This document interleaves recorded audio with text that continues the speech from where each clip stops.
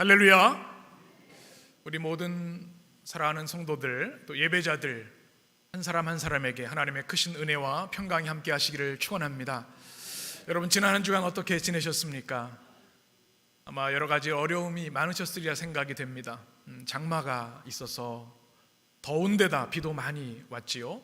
또 집중호우로 여러 가지 피해를 입은 안타까운 이웃들이 있습니다. 코로나19가 장기화되어져서 답답한 일상이 계속되고 있습니다. 이 어려운 때 우리 주님께서 세상이 줄 수 없는 하늘의 위로와 평강으로 여러분과 함께 하시기를 축복합니다. 세상이 어려울수록 우리는 하나님을 더욱 의지하고 하나님의 말씀을 든든히 붙잡아야 할 줄 믿습니다. 에베소서 5장 15절에서 18절에 이렇게 말씀합니다. 우리 같이 한 목소리로 읽겠습니다. 그런즉 너희가 어떻게 행할지를 자세히 주의하여 지혜 없는 자같이 하지 말고 오직 지혜 있는 자같이 하여 세월을 아끼라. 때가 악하니라. 그러므로 어리석은 자가 되지 말고 오직 주의 뜻이 무엇인지 이해하라. 술 취하지 말라. 이는 방탕한 것이니 오직 성령으로 충만함을 받으라. 아멘. 지혜가 필요한 시대라고 말씀하고 있습니다. 우리의 삶을 깊이 주의 깊게 살펴볼 때입니다. 그래서 어리석은 자가 아니라 지혜 있는 자가 되어야 된다. 세월을 아끼라고 말씀합니다.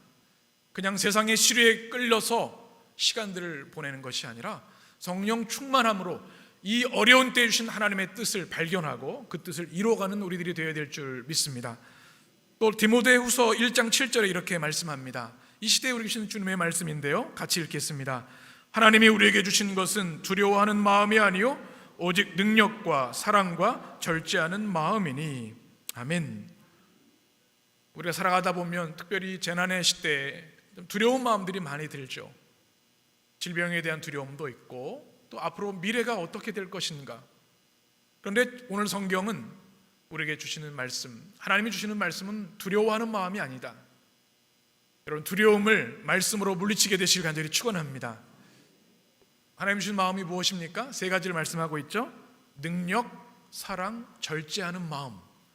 이 어려운 시대에 하나님의 말씀의 능력, 사랑의 영, 시대를 분별하는 절제의 마음이 여러분 가운데 있으셔서 이 어려운 시대를 넉넉히 이기게 되시기를 간절히 축복합니다. 예수님께서는 풍랑을 만난 제자들이 두려워할 때 이렇게 말씀하셨습니다. 마가복음 6장 50절 말씀인데요, 그들이 다 예수를 보고 놀람이라. 이에 예수께서 곧 그들에게 말씀하여 이르시되 안심하라. 내니 두려워하지 말라 하시고. 따라해 보실까요? 안심하라.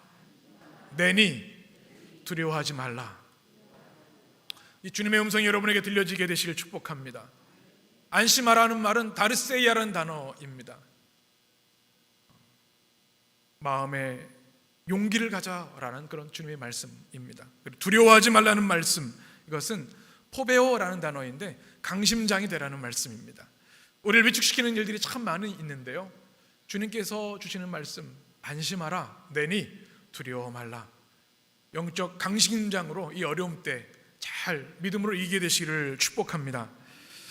우리는 하나님 주신 은혜를 날마다 공급받고 누리며 살고 있는데요, 그럼에도 불구하고 이 코로나 바이러스, 또 이 재난의 시대에 우리는 참으로 안타까운 일들을 많이 경험하고 있습니다. 그 중에 하나가 뭔가 하면 우리 삶의 축제를 잃어버렸다는 겁니다. 여러분, 우리 지역의 가장 큰 축제가 뭔가요? 철쭉 축제가 있었던 것 같은데 올해는 못한 것 같아요. 제가 우리 군포에 온 지 이제 5년째가 되는데 그래도 철쭉 축제를 하면 가서 꽃도 보고 그랬던 기억이 있는데 올해는 없어졌어서 하지 못했습니다. 안타깝죠. 또 봄이 되면 또 4월, 5월에 얼마나 아름다운 꽃들이 우리 한국 땅에 많이 있습니까? 그런데 이 코로나 바이러스로 인해서 사람들이 올까봐 꽃밭을 갈아엎는 그런 안타까운 일들이 있었습니다.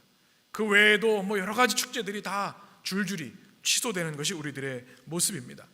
우리 교회 공동체도 마찬가지입니다. 우리 주일이 날마다의 축제인데요, 세 가지 요소가 있잖아요. 예배의 축제가 있고, 또 식탁의 축제가 있고, 또 교제의 축제가 있습니다. 예배하고 같이 함께 식탁으로 교제하고 셀레베를 통해 말씀을 중심으로 우리의 삶과 기도를 나누는 시간들이 우리에게 너무나 귀하고 축복의 시간인데 그 시간들을 우리가 잃어버리고 있습니다. 제가 주보를 쫙 봤더니 2월 23일 주일부터 오후 예배를 못 모였더라고요. 식사도 하지 못하고 벌써 6개월 정도가 지난 겁니다. 얼마나 안타까운지 모릅니다. 부활절도 우리가 마음껏 또 축제를 하지 못했고, 또 창립 30주년인데 우리가 이제 가을로 미뤄야 될 것 같습니다. 안타깝죠. 지난 올해 1월 달만 해도 우리 성전이 가득 차고 식사할 때 신교실에 자리가 없어서 막 어려웠던 그런 때가 생각이 납니다. 함께 기뻐하고 즐거워하고 위로하고 서로 한 주간의 삶을 나눴던 그 시간들이 얼마나 소중하게 여겨지는지, 그리워지는지 모릅니다. 그러나 우리 주님께서 속히 이 모든 것을 해결해 주시고 회복의 때를 주실 줄 믿습니다. 우리가 낙심하지 않은 것은 우리 하나님은 우리의 삶에 잃어버린 축제를 반드시 회복시켜 주신다는 사실입니다. 지난주에 나눈 것처럼 월터 브루그만의 예언자적 상상력, 그 말씀의 그 메시지가 무엇입니까? 주님이 반드시 다시 춤추게 하실 날이 올 것이다. 우리 삶에 하나님의 회복의 역사가 있게 되기를 간절히 축복합니다. 잃어버린 축제, 기쁨, 즐거움, 환희가 회복되기를 간절히 축원합니다. 성경에는 그런 사건들로 가득 차 있습니다. 모세를 기억하십니까? 애굽의 왕자였던 그가 살인자가 되어 광야로 도망합니다. 그의 인생이 끝난 것 같았지만 하나님은 호렙산에서 그를 부르셨습니다. 신음하는 이스라엘 백성들을 애굽의 압제에서 구원해 내셨습니다. 잃어버린 축제를 회복시켜 주신 거죠. 예수님 시대에도 그렇습니다. 광야에서 주의 말씀을 배우던 많은 군중들이 먹을 것이 없었을 때 오병이어의 축복을 허락해 주셔서 축제를 회복해 주셨습니다. 예수님의 십자가와 부활이 그렇습니다. 주님이 십자가에 죽으셨을 때 모든 것이 끝났다고 절망했지만 사망 권세에 이기시고 부활하셔서 매 주일 우리에게 축제의 삶을 회복시켜 주셨습니다. 그 회복의 역사가 우리 사랑하는 성도들의 삶에, 가정에, 우리 예배 공동체 안에 임하게 될 줄 믿습니다. 오늘 느헤미야 8장 마지막 부분이 바로 그런 내용입니다. 바벨론 포로의 시기는 역사의 가장 어두운 순간이었습니다. 그래서 예언서들이 다 그때 많이 쓰여졌습니다. 나라를 빼앗기고 포로가 된 삶, 아무 희망이 없어 보였습니다. 그런데 하나님의 권능의 손이 도우셔서 바벨론 포로에서 예루살렘으로 귀환하게 하셨습니다. 기적적인 은혜죠. 꿈꾸는 것 같았을 겁니다. 그런데 막상 예루살렘에 도착해 보니 성전이 무너져 있고 성벽이 불타 있었습니다. 또 하나님께서 선한 손으로 역사하셔서 성전을 재건하시고 우리 느헤미야 말씀처럼 52일 만에 성벽을 완벽하게 재건케 해주셨습니다. 수문학 광장에 사람들이 모였습니다. 이 모든 것이 하나님의 은혜이니 하나님을 더 알기를 원하고 그 은혜를 더 경험하기를 원하여서 에스라를 통해 하나님의 말씀을 좀 들려주시오. 학사 에스라가 강단에 올라가 새벽부터 정오까지 말씀을 읽게 됩니다. 그때 어떤 일이 일어났습니까? 그들이 귀를 쫑긋 열고 말씀을 경청했습니다. 그리고 말씀 앞에 그들이 하염없이 울었습니다. 그리고 5만여 명의 백성들이 손을 들고 아멘 아멘 하며 하나님의 말씀과 은혜를 찬양했습니다. 그리고 이어지는 말씀이 오늘 우리가 읽은 말씀인데요, 이 일곱째 달의 클라이막스는 바로 오늘 초막절 회복, 잃어버린 축제 회복의 역사로 꽃을 피고 있습니다. 오늘 말씀을 통해 우리의 삶에도 하나님, 내 삶에 잃어버린 기쁨들, 잃어버린 축제들, 잃어버린 감격들이 오늘 말씀을 통해 제 삶에도 회복되게 하여 주옵소서. 여러분의 기도와 응답이 되시길 간절히 축원합니다. 우리 삶의 잃어버린 축제를 회복하기 위해서 우리는 먼저 하나님의 말씀을 밝히 알아야 합니다. 우리의 삶에 기쁨을 주는 것들이 있죠. 여러분, 요즘 무엇이 여러분을 기쁘게 하십니까? 어떤 분들은 손주 보는 기쁨에 사시는 분들이 있어요. 그 사진 가지고 동영상을 계속 이렇게 보시더라고요. 말씀 묵상하는 것처럼 아이들 모습을 계속 묵상하셔요. 그러면 그렇게 행복하신가 봐요. 또 요즘 자주 나가지도 못하고 하니까 택배 기다리는 재미로 사는 분들이 많이 계시다고 하더라고요. 어떤 분들은 낚시를 좋아하는 분도 계시고 또 음악을 좋아하는 분들도 계시고 여러 가지 기쁨을 주는 일들이 있습니다. 저도 소소한 즐거움을 느끼는 것은 이 커피 마시는 거. 교회에서 출근하면 바로 커피를 준비해서 마시게 되는데요, 참 좋습니다. 그런데 이 여러 가지 기쁨 중에 가장 우리를 기쁘게 하는 것 중에 하나가 뭔가 하면 모르던 것을 알아가는 기쁨이 있습니다. 배움의 기쁨이죠. 여러분, 학교가 할 일이 이것이라고 저는 생각을 합니다. 지식을 많이 얻어서 점수를 올리는 것, 그건 부수적인 것이겠죠. 학교에서 우리 아이들이 경험하기 원하는 것은 이렇게 새로운 것을 알아가는 것이 이렇게 즐거운 경험이구나. 그래야 평생 공부하는 사람이 되겠죠. 가끔 뉴스를 통해서 70대 어르신들이 초등학교에 손주들과 함께 입학하는 소식들을 듣습니다. 좀 쉬시면 더 좋을 텐데 왜 그러실까요? 배워가는, 알아가는 기쁨이 있기 때문에 그렇습니다. 저도 요즘 새로운 세계를 만나는데 그게 뭐냐면 유튜브의 세계입니다. 여러분 유튜브 많이 보시나요? 우리 교회 영상 예배를 하다 보니까 이제 영상을 만들게 되고, 특별히 온라인 북카페 해림 서원을 하지 않습니까? 그래서 영상 촬영하는 우리 조영호 전사님이 수고가 참 많으신데요, 촬영하고 또 자막을 넣고 이렇게 업로드하고 이런 모습들이 참 새롭고 재밌더라고요. 여러분, 저희들이 많이 기도하고 준비하고 노력해서 하는 거니까 꼭 많이 보셨으면 좋겠어요.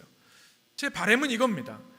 이 어려운 시대에 좋은 영적인 독서를 통해서 하나님을 더 알아갔으면 좋겠다. 하나님을 알지 못하는 이들이 이 통로를 통해서 하나님을 경험하는 통로가 되면 좋겠다. 그런 마음입니다. 우리 인생에 배움의 기쁨이 있는데 가장 큰 기쁨은, 환희는 하나님을 알아가는 기쁨입니다. 하나님을 배워가는 기쁨입니다. 하나님의 말씀이 깨달아지는 기쁨입니다. 이 기쁨이 우리 안에 회복되었으면 좋겠습니다. 오늘 13절 말씀 보게 되면 이 잃어버린 축제가 어떻게 회복되었는지를 우리에게 증명해 주고 있습니다. 그 이튿날 뭇 백성의 족장들과 제사장들과 레위 사람들이 율법의 말씀을 밝히 알고자 하여 학사 에스라에게 모여서. 아멘. 시간적인 배경이 언제입니까? 그 이튿날이라고 말씀합니다. 언제죠? 일곱째 달 초하루, 나팔절 다음 날입니다. 그 학사 에스라가 강단에서 성경을 읽었을 때 온 백성이 땅에 엎드려 말씀의 감격과 은혜를 경험했던 그 다음 날입니다. 그런데 그들이, 일련의 사람들이 학사 에스라를 찾아갑니다. 누구죠? 1절에 보면 세 그룹의 사람들, 족장들, 또 제사장들, 레위 사람들입니다. 그 민족의 지도자들이 에스라를 찾아간 겁니다. 왜 찾아갔을까요? 오늘 13절에 그 이유가 밝혀져 있는데요, 그 이유는 뭐냐면 율법의 말씀을 밝히 알고자 하여 라고 성경이 기록하고 있습니다. 여러분, 여기서 우리가 생각해 볼 것은 제사장과 레위인들은 이미 말씀 전문가들입니다. 말씀을 잘 누구보다 아는 사람이고 가르치는 사람들이에요. 그런데 일곱째 날 초하루에 말씀의 그 뜨거운 경험을 한 후 에스라를 찾아간 겁니다. 이것은 자존심을 내려놓는 일이었습니다. 그들도 전문가이기 때문에 명성이 있거든요. 그런데 왜 에스라를 찾아갔을까요? 에스라 7장 6절에 보면 이렇게 말씀합니다. 우리 같이 읽겠습니다. 이 에스라가 바벨론에서 올라왔으니 그는 이스라엘 하나님 여호와께서 주신 모세 율법에 익숙한 학자로서 그의 하나님 여호와의 도우심을 입음으로 왕에게 구하는 것은 다 받는 자이더니. 아멘. 모세 율법에 익숙한 학자. 다른 번역에 보게 되면 율법에 대해서 완전한 학자라고 합니다. 그 당시 최고의 성경 학자였던 겁니다.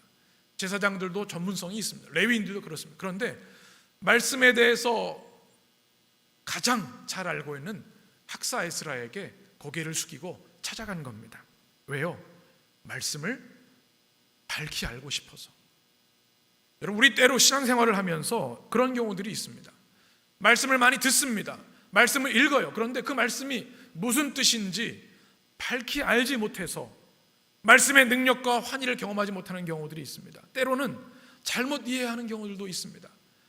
거짓 교사들이 많이 있죠. 이단과 사이비 교주들이 얼마나 많습니까? 이번에도 여러 가지 문제를 일으켰던 많은 일들을 보면요, 잘못 가르치기 때문에 그렇습니다. 정통 신학 교육을 받은 사람이라면 말도 안 되는 이야기들을 거짓 교사들이 가르쳐서 현혹하고 미혹한 일들이 얼마나 많은가. 말씀을 밝히 알지 못하면 우리는 방황하게 되고 혼란스러워집니다. 복음의 능력을 누릴 수가 없는 거예요. 그래서 말씀을 밝히 아는 것이 너무너무 중요합니다. 그래서 이 제사장 레위인들도 말씀을 알기는 알았지만 수문학광장에 경험했던 말씀의 임재의 경험, 그걸 하고 인해서 말씀을 더 깊이 알고자 하는 마음으로 에스라를 찾아갔던 겁니다. 또 한 가지 이유는 말씀에 목말랐기 때문입니다. 여러분, 목이 마르면 무엇을 찾지요? 고기를 찾는 사람은 없을 거예요. 목이 마르면 물을 마셔야 돼요. 어떻게든 물을 타요. 저도 육군 3사관학교에서 훈련받을 생각하면 목마른 게 제일 힘들어요. 그럼 물밖에 생각이 안 나요. 그런데 영적 목마름이 있는 사람은요, 하나님의 말씀밖에 생각이 안 나고 하나님의 말씀을 더 갈망하게 된다는 겁니다. 이것이 수문학광장에 하나님의 말씀을 인격적으로 만났던 영적 리더들의 경험이었습니다. 그들이 평생 말씀을 연구했어요. 누구보다 학식이 높았어요. 그러나 살아 역사한 하나님의 말씀을 수문학광장에 경험한 다음에는 더 그 갈증이 깊어지는 겁니다. 그래서 에스라를 찾아간 것이죠.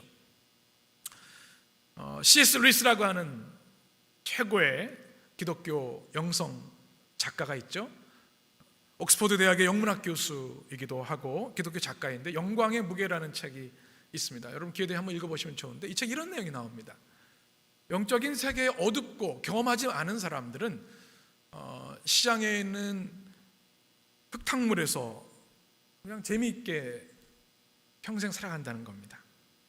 그런데 한 번이라도 아름다운 왕궁과 존귀한 그 좋은 왕궁을 경험하게 되면 이제 흙탕물은 관심이 없고 어디에 가게 돼요?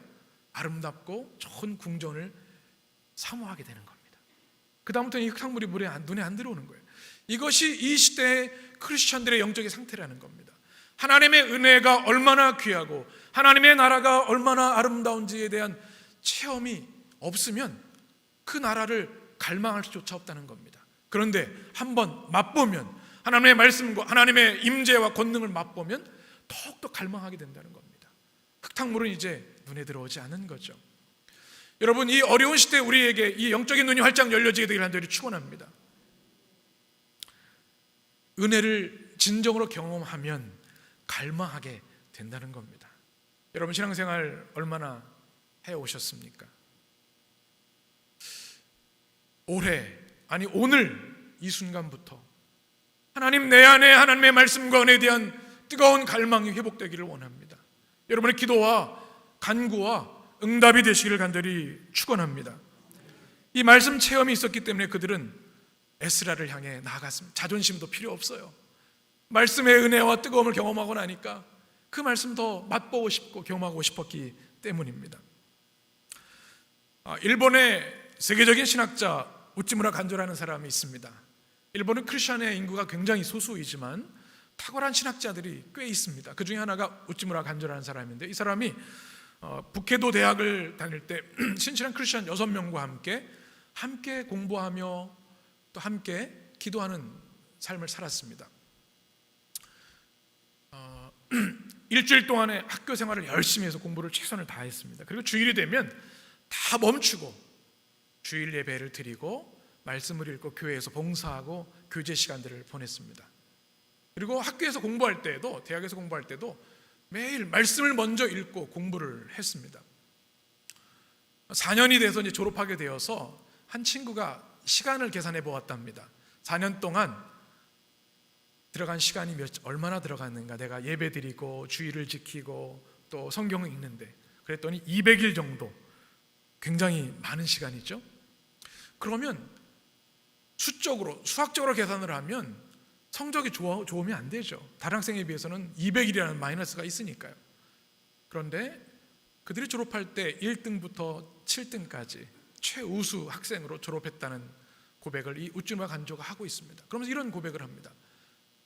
우리는 하나님의 말씀을 높이고 하나님을 경외하고 말씀으로 공부했을 때 하나님께서 세상을 이길 수 있는 지혜와 권능을 주셔서 이 영광 차지할 수 있었습니다. 저는 이 시대 우리 자녀들이 또 이 시대 우리들이 이런 체험과 고백이 있었으면 좋겠습니다. 유혹이 많은 시대를 살아가고 있습니다. 특히 우리 자녀들은요, 우리 부모 세대에 비해서 100배, 1000배 유혹이 많은 시대라고 얘기를 합니다. 얼마 전에 뉴스 다큐멘터리를 본 적이 있어요. 10대 학생들이 성을 파고 팔고 사고 조직을 운영하는 것을 보면서 얼마나 충격을 받았는지 모릅니다.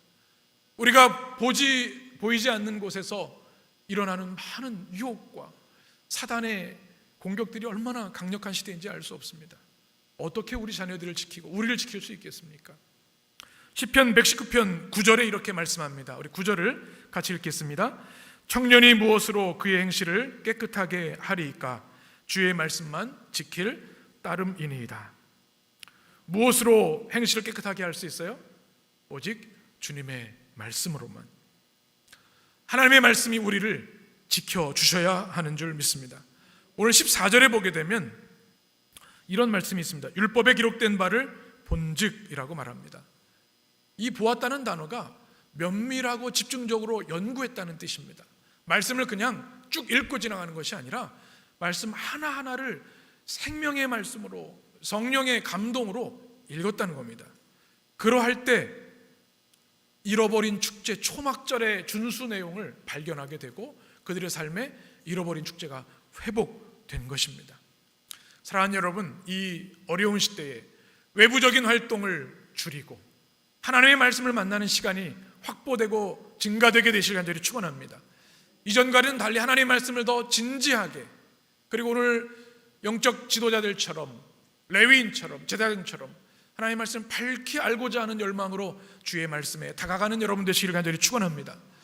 또 잃어버린 축제를 회복하기 위해서는 한번 따라해 보겠습니다. 즉시 순종해야 합니다.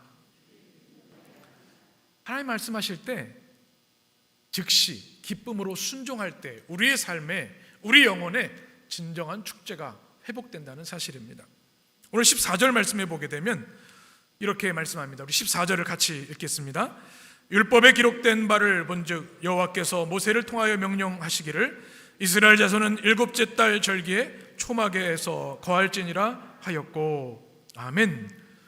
말씀을 통해서 초막에 거하라고 하는 하나님의 말씀을 발견하게 된 겁니다. 말씀을 밝게 알고자 말씀을 연구했을 때 말이죠.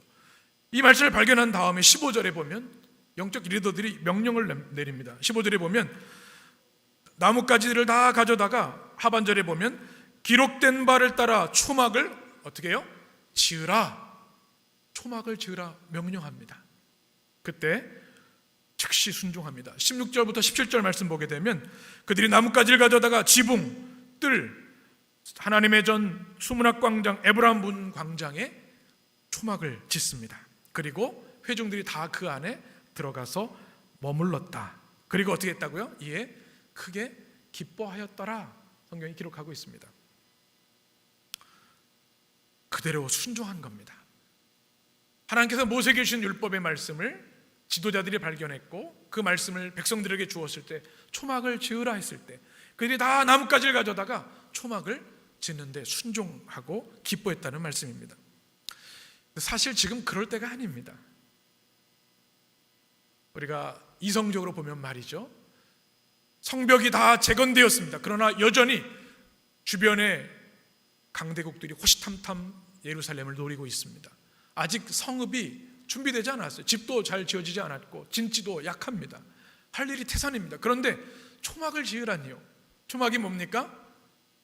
여러분, 우리 초가집 있지 않습니까? 그 초가집과는 비교 안 될 정도로 더 허술하고 약한 겁니다. 성경에 보는 대로 나뭇가지를 얼기설기 만든 임시 거처입니다. 이것을 수코트, 사진을 한번 보시면 우리 히브리어로 수코트라고 합니다. 나무로 지은 그냥 임시 처소입니다. 텐트 정도겠죠. 그리고 이것이 우리 초막절을 7일 동안, 일주일 동안 지키게 되는데 시간이 지나면서 어떻게 될까요? 나뭇잎이 다 마르고요, 썩어 들어갑니다.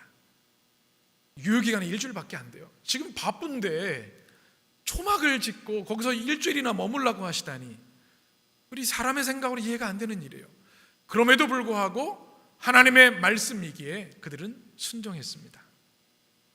여러분, 때로 순종하기 어려운, 납득하기 어려운 일들이 때로 우리는 있는 것을 발견합니다. 그러나 하나님의 명하신 것이라면 우리의 변명이 아니라 순종으로 하나님께 나가는 여러분 되시길 간절히 축원합니다. 그것은 회복이 있기 때문에 그래요. 또 하나 이유가 있습니다. 하나님의 말씀이기 때문에 순종한 것이 있고요, 오늘 성경에 보면 그것에 머무르는 것을 어떻게 했다고요? 기뻐했다. 억지로 한 게 아니에요. 여러분 집에 사시다가 우리 여기 마당에다가 그 나뭇가지로 살아라 일주일 동안 하면 여러분 어떻게 하시겠어요? 못하겠어요. 여러분 하루도 힘들 거예요. 아무리 좋은 텐트 글램핑 이런 거 해도 하루 이틀 재밌죠. 집 나가면 고생이잖아요. 그런데 이 초라한 초막을 짓고 일주일을 지내라니요.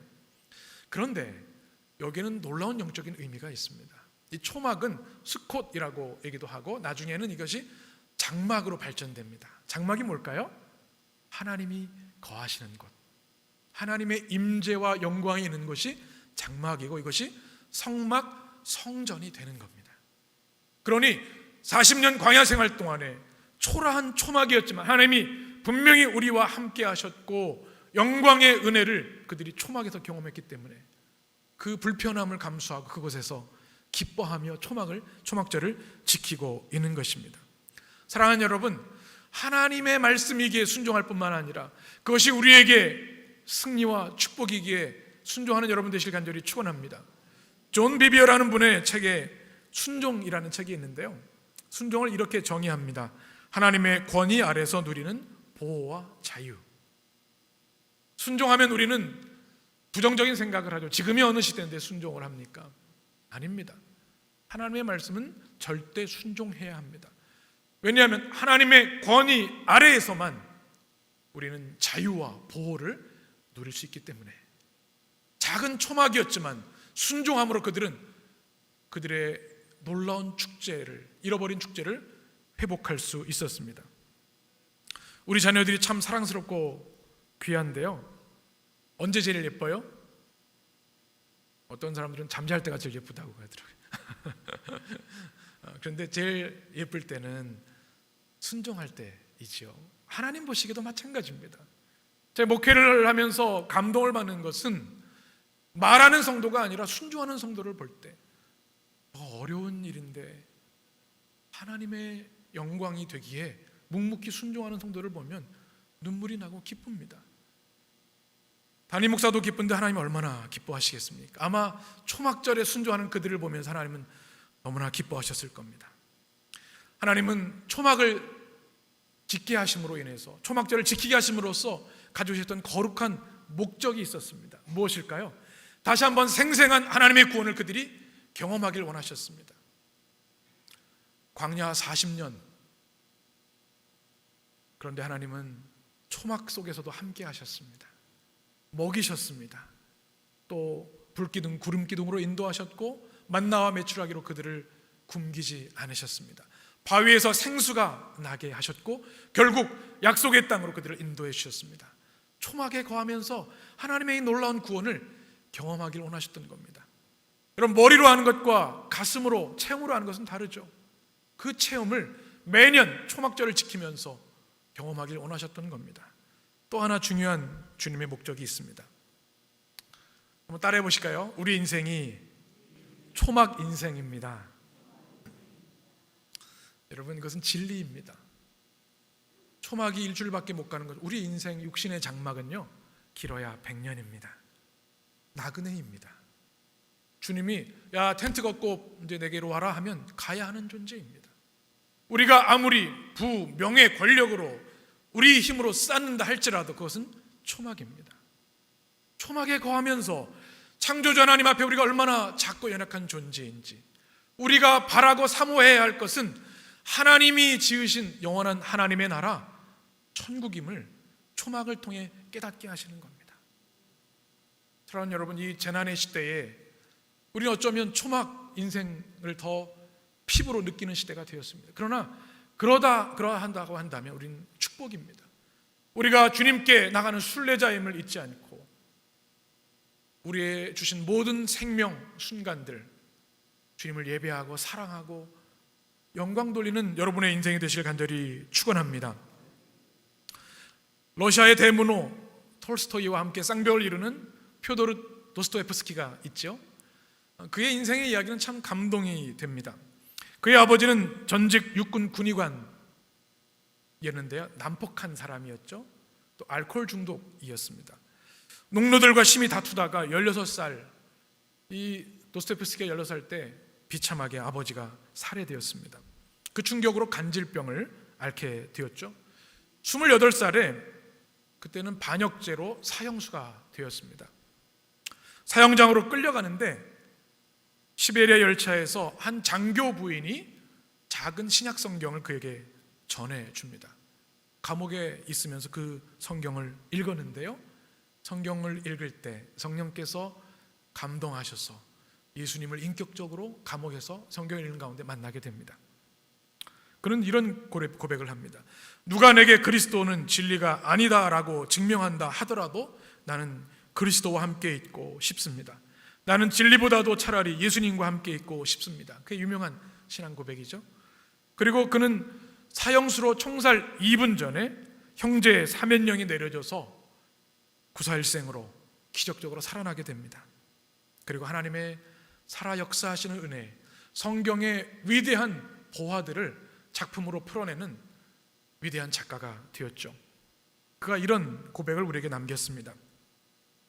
성경을 읽으면 예수님을 만납니다. 제2의 인생이 탄생됩니다. 세상에서 맛볼 수 없는 기쁨을 맛봅니다. 세상이 줄 수 없는 평안과 위로를 누리게 됩니다. 그래서 나는 내 삶의 모든 순간 성경을 붙들고 삽니다. 수문학광장에 하나님의 말씀이 임하는 생생한 역사를 경험한 경험이 그에게도 그의 인생 가운데 있었던 겁니다. 우리 사랑하는 성도들의 삶에 그 은혜와 체험이 있게 되기를 간절히 축복합니다. 말씀은 지식으로 있는 것이 아니라 성령의 감동과 역사함으로 있는 겁니다. 살아있는 말씀이기 때문에. 존 웨슬리 목사님이 있죠. 그는 위대한 학자일 뿐만 아니라 정말 놀라운 복음의 역사를 이루었는데 그 비결에는 성경에 기초하고 있습니다. 그가 고백한 것 중에 디모데후서 3장 16절 주에 이런 말씀이 있습니다. 모든 성경은 하나님의 감동으로 쓰여졌다. 하나님의 영은 성경을 쓴 사람만 감동시키는 것이 아니라 성경을 읽는 모든 사람을 감동시키며 초자연적으로 돕는다. 성경의 저자들의 성령의 감동으로 쓰여진 말씀 아닙니까? 그런데 뭐라고 주의를 하냐면 성경을 읽을 때 하나님의 영이 성경 읽는 자들에게 어떻게 해요? 감동으로 역사하신다는 거예요. 성경을 펼치고 읽을 때 다른 책과 달리 하나님의 말씀, 감동으로 된 말씀이 우리의 마음속에 감동으로 임하신다는 겁니다. 그리고 초자연적으로 역사하신다. 여러분, 이 말씀의 체험이 우리에게 있어야 할 줄 믿습니다. 18절에 이런 말씀이 있습니다. 같이 읽습니다. 에스라는 첫날부터 끝날까지 날마다 하나님의 율법책을 낭독하고 우리가 이레 동안 절기를 지키고 여덟째 날에 규례를 따라 성회를 열었느니라. 아멘. 초목자를 7일 동안 하게 되는데 첫날부터 언제까지요? 끝날까지 날마다 무엇을 낭독했어요? 하나님의 율법책을 낭독했다. 한 번 말씀을 듣고 끝나는 것이 아니라 날마다 끝날까지 말씀을 붙들었다고 하는 감동적인 메시지입니다. 초막절은 불편하고 초라한 초막에서 지내는 것이었지만 무엇보다 감격스러운 말씀의 축제였음을 우리는 발견하게 됩니다. 이 어려운 시대에 집 밖에 또 마음껏 밖에 활동할 수 없는 이 시대에 거룩한 영적 초막들이 여러분에게 회복되었으면 좋겠습니다. 하나님의 말씀을 뜨겁게 만나는 그 시간들이 있어야 합니다. 제가 온라인 북카페에서 우리 내면세계의 질서와 영적 성장 다루고 있는데 이번 목요일에 강의한 내용 중에 이런 내용을 제가 소개했습니다. 고든 맥도날드 목사님의 친구가 있는데 미군 핵잠수함 장교이죠. 사진을 한번 보여주시면 핵잠수함이 있습니다. 근데 핵잠수함은요 많은 위험들이 있답니다. 바다 위에 많은 배들이 있고요. 또 다른 잠수함도 있기 때문에 늘 긴장 상태라는 겁니다. 한 번은 배가 막 요동하고 있어서 사람들이 당황하고 두려워했지요. 그런데 함장은 조금도 당황하지 않고 잠수함 깊숙한 한 곳으로 내려갑니다. 어디입니까? 조종실입니다. 깊고 작은 곳인데 그곳에 가서 그 친구인 장교에게 묻습니다. 아무 이상 없나? 그랬더니 장교가 네, 아무 이상 없습니다. 그리고 조종실을 살펴보고 나서는 그래, 내가 보기에도 아무 이상 없네. 무슨 얘기입니까? 바다 위 주변에 수많은 풍랑과 어려움이 있어도 내면의 영적 조종실이 질서 있게 하나님의 말씀과 능력으로 통치되고 운영되고 있으면 그 어떤 풍파가 일어도 두려울 것이 없다는 말씀입니다.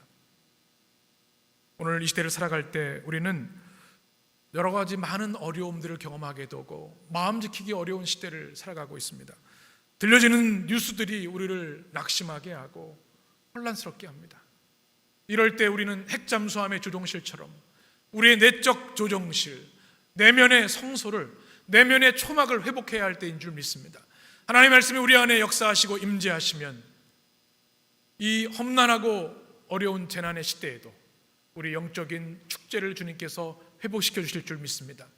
수문학광장에 모인 사람들, 또 레위인과 제사장들, 족장들처럼 하나님 말씀 밝히 깨달아 알기를 원합니다. 하나님 말씀 더 갈망합니다. 주님, 그 말씀 깨닫게 하실 때 즉시 기쁨으로 순종하겠습니다. 여러분의 고백이 되셔서 여러분의 삶에 하나님 주시는 놀라운 회복과 축복의 역사가 함께 하시기를 간절히 축원합니다. 기도하겠습니다.